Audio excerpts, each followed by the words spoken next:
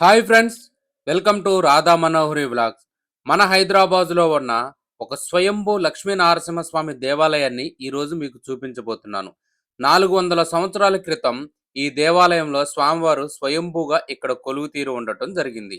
ఈ దేవాలయం వచ్చేసి మన హైదరాబాద్లోనే కోటిలో ఉన్న సుల్తాన్ బజార్లో భక్తులకి దర్శనమివ్వటం జరుగుతుంది.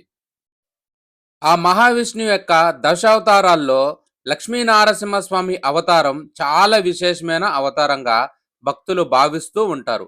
అంతేకాకుండా స్మరించినంత మాత్రం చేతనే స్వామివారు వెన్నెలాగా కరిగి భక్తులను వెన్నువెంట ఉండి కాపాడుకుంటాడు ఈ లక్ష్మీ నరసింహ స్వామివారు.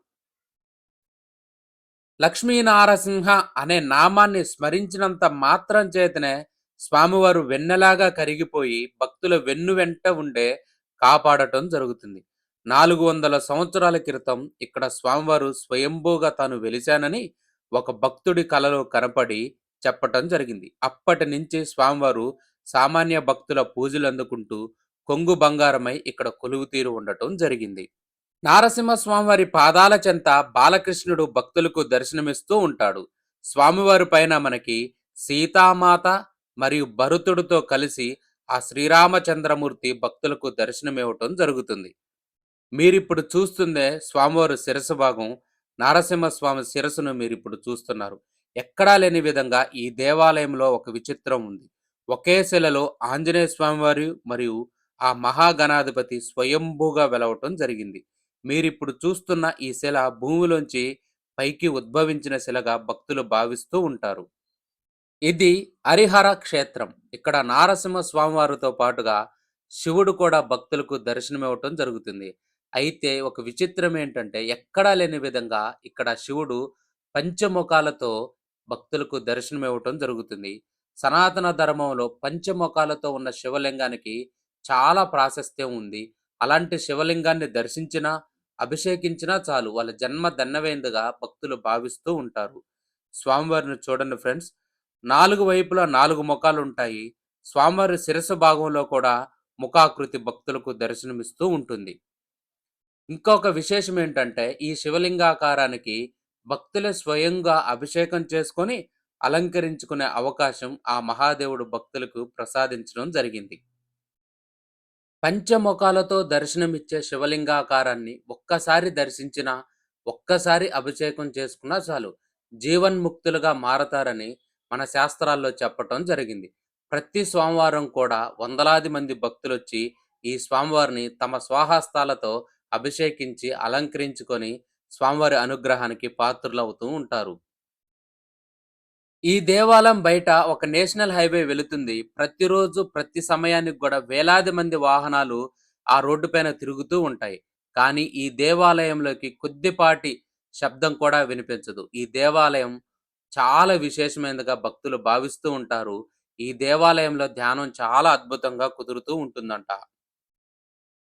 ఈ చుట్టుపక్కల ఎక్కువగా మార్వాడీలు నివసిస్తూ ఉంటారు కాబట్టి, ఈ స్వామివారిని మరియు నారసింహ స్వామివారిని మార్వాడీలు ఎక్కువగా దర్శించుకుంటూ ఉంటారు.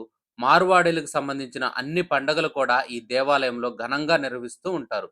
విశేషంగా చెప్పాల్సిన విషయం ఏంటంటే, ఈ చుట్టుపక్కల నివసించే ముస్లింలందరూ కూడా ఈ నారసింహ స్వామివారిని మరియు మీరిప్పుడు చూస్తున్న ఈ శివుణ్ణి దర్శించుకొని, స్వామివారి సేవ చేసుకొని, స్వామివారి అనుగ్రహం చేత పిల్లా పాపలతో సుఖ సంతోషాలతో జీవిస్తూ ఉంటారని ఇక్కడున్న భక్తులు చెప్పడం జరిగింది. వందలాది మంది ముస్లింలొచ్చి ఈ దేవాలయాన్ని దర్శించి స్వామివారి సేవలో నిమగ్నం అవుతూ ఉంటారంట. మీరిప్పుడు చూస్తుంది 400 సంవత్సరాల క్రితం నాటి మర్రి చెట్టును. ఈ మర్రి చెట్టు కింది భాగంలో జంట నాగులను ప్రతిష్ఠ చేయటం జరిగింది. కుజదోషం ఉన్న వాళ్ళు 11 వారాలు ఈ జంట నాగులను అభిషేకించి పూజ చేసుకోవటం వల్ల ఆ సమస్య నుంచి బయటపడటం జరుగుతుందంట. వివాహం కాని ఎంతో మంది యువతి యువకులు ఈ జంట నాగులను సేవించుకొని మంచి భార్యాభర్తలను పొందటం జరిగింది. మీరిప్పుడు చూస్తుందంతా కూడా ఈ దేవాలయం యొక్క సముదాయం. ఈ దేవాలయం చాలా ప్రశాంతంగా ఉంటుంది. చూడండి ఫ్రెండ్స్, ప్రతిరోజు కూడా వందల మంది భక్తులొచ్చి ఈ స్వామివారిని దర్శించుకోవటం జరుగుతుంది. ఎక్కువగా శుక్రవారం, శనివారం, సోమవారం, మంగళవారాల్లో వేలాది మంది భక్తులొస్తూ ఈ స్వామివారిని దర్శించుకుంటూ ఉంటారంట. ముస్లింలు కూడా చాలా మంది ఈ స్వామివారి సేవ చేసుకోవటం జరుగుతుంది. ఈ దేవాలయంలో మనం ఎక్కడ చూసినా గాని స్తంభాలే కనిపిస్తాయి.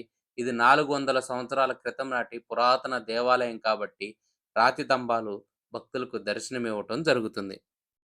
ఇక్కడున్న లక్ష్మీ నారసింహ స్వామివారిని మనస్ఫూర్తిగా నమ్మి, మనకున్న ధర్మబద్ధమైన కోరికలను స్వామివారికి విన్నవించుకుంటే, తప్పనిసరిగా ఆ కోరికలు నెరవేరు తీరుతాయంట.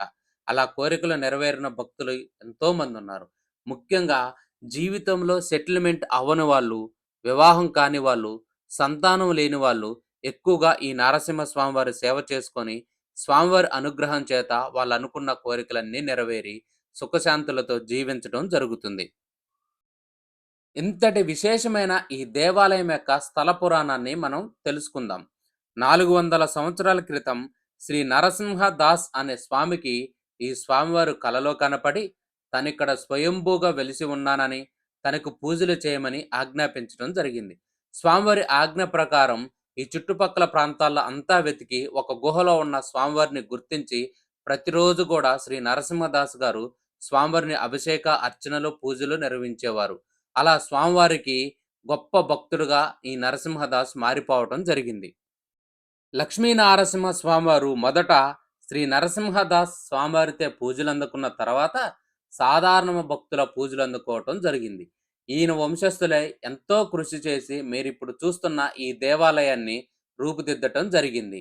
అంతేకాకుండా గత 6 తరాల నుంచి ఒకే వంశానికి చెందిన అర్చకులే ఈ దేవుణ్ణి పూజించటం, సేవా కైంకర్యాలు నిర్వహించడం జరుగుతుంది.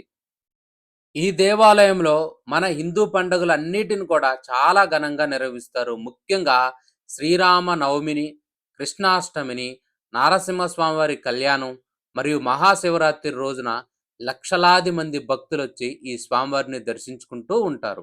ప్రతిరోజు ఉదయం 6 గంటలకి స్వామివారికి పంచామృత అభిషేకం నిర్వహించడం జరుగుతుంది.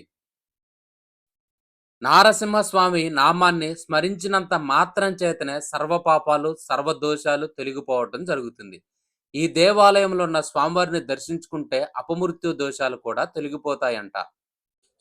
స్వామివారిని మనస్ఫూర్తిగా నమ్మి, మనకున్న ధర్మబద్ధమైన కోరికను స్వామివారికి విన్నవించుకుంటే, ఆ కోరిక తప్పనిసరిగా నెరవేరు తీరుతుందంట.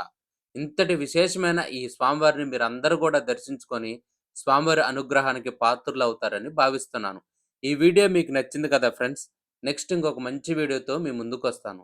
మీరందరూ కూడా ఈ వీడియోకి ఒక లైక్ చేయండి. మీ ఫ్యామిలీకి, ఫ్రెండ్స్ అందరికి కూడా ఈ వీడియోని షేర్ చేయండి. అలా మీరు చేయటం వల్ల నాకు సపోర్ట్ చేసిన వాళ్ళు అవుతారు. ఇలాంటి ఇంకా మంచి మంచి దేవాలయాల వీడియోలను మీ ముందుకు తీసుకొస్తాను. మీ అందరికీ అందిస్తాను. నెక్స్ట్ ఇంకొక మంచి వీడియోతో మీ ముందుకు వస్తాను. Bye friends.